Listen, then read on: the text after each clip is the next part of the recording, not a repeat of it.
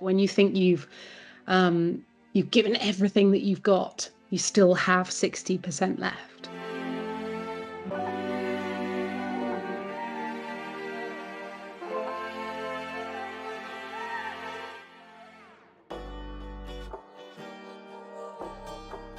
Why Fear is a Choice was the title of my TEDx talk back in 2018, actually. And I gave that talk just after I'd done SAS Who Dares Win. So I was one of the first women to ever participate in that program and reach the final stages.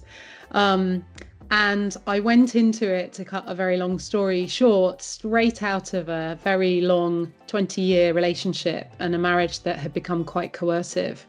And so I went into it with a lot of fears and really lacking in self-belief. I had the physical fitness to be there, but I didn't have the self-belief. And it was really one of the most life-changing experiences I've ever had, and it's become a catalyst for so many things that I've done since then.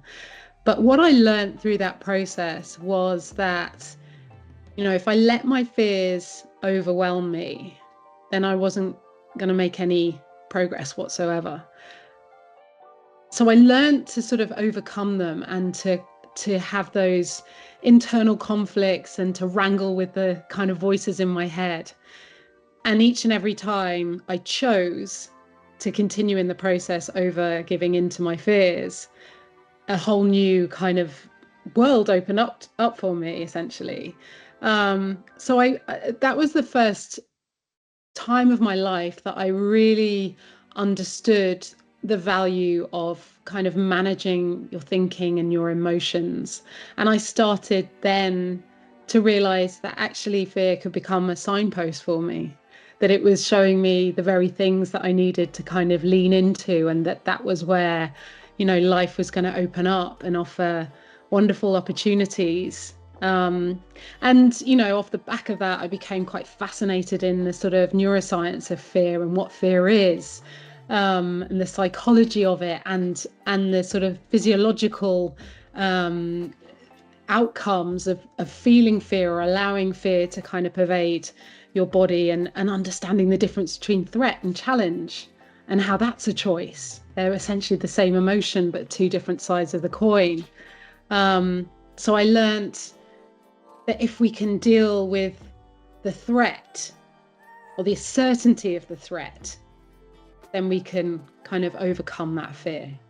So yeah, I guess that's what I mean by fear being a choice. It's something that we can sit with and reflect, and if we can allow ourselves a moment of pause and perspective in whatever situation we're in, we can choose to take our kind of thinking and place our attention elsewhere where it might be much more helpful.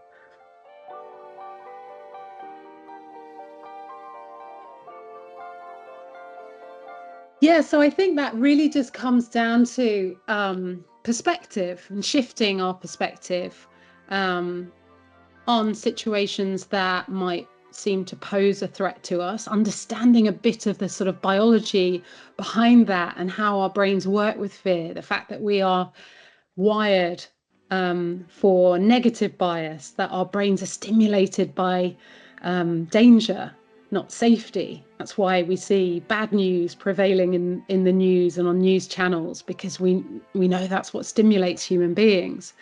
So if we can start to sort of rewire some of those neurons and some of those kind of natural processes, we can actually recreate and reframe situations for ourselves.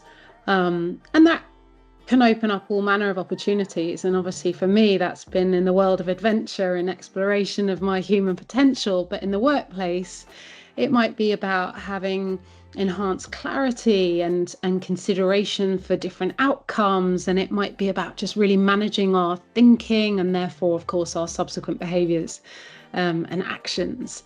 And so whether we decide, and that's the key word, we can decide whether something is scary or in fact exciting. We can decide whether it's a threat or an opportunity.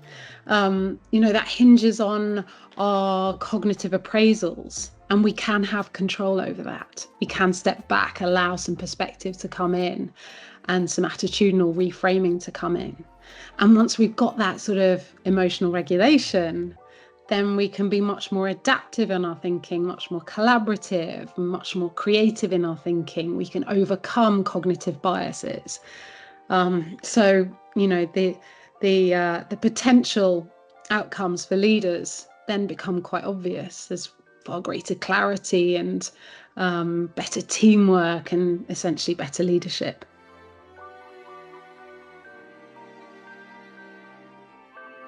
Yeah, so the secret 60% that I speak about, it comes from a Navy SEALs principle, which is called the 40% rule, and this idea that when you think you've given everything that you've got, you still have 60% left.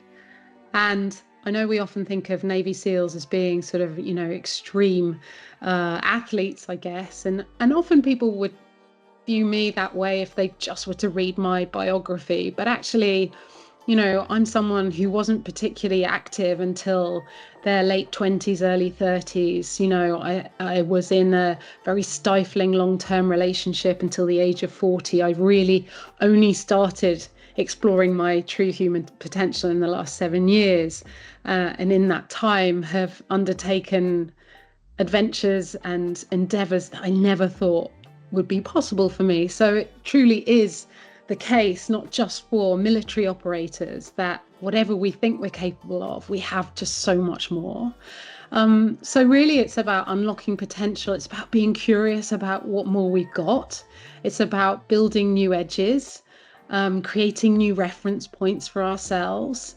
You know, it's about the act of sort of retrospective thinking about where we were and perhaps how far we've come, and the act of prospection, which is the consideration of possible futures. So it's sort of just, again, taking that step back from the kind of the day-to-day grind or the very limiting situation that we might think we are in, where we have a lack of choice or a lack of agency, and actually realizing that not only do we have so much more within ourselves, but that we can have so much more influence on the world around us than we think as well.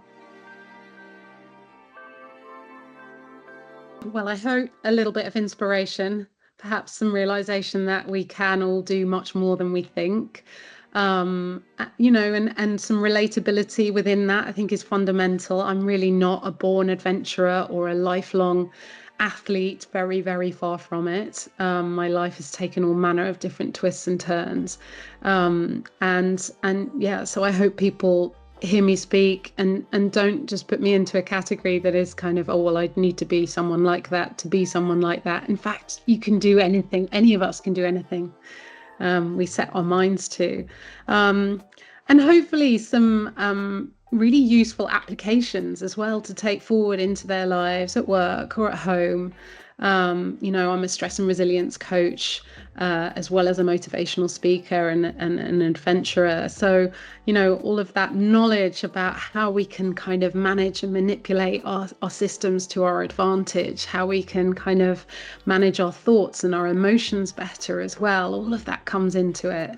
And in understanding that, we can give ourselves a bit more forgiveness too, that we are not just being unreasonably reactive to a situation. There's actually a lot of stuff that's going on internally that would drive that, but that we can actually manipulate to our advantage. We have some control over. And yeah, I hope a fresh perspective. I'm not someone that only speaks about things that I've done, you know, in the past. I'm continuing my journey. It continues to evolve. As you know, I'm rowing the Atlantic in 2026, so a whole new adventure to prepare for. And so there within that, I guess a reminder that we never really arrive, and that the real gift is kind of what you learn about yourself in the pursuit of it.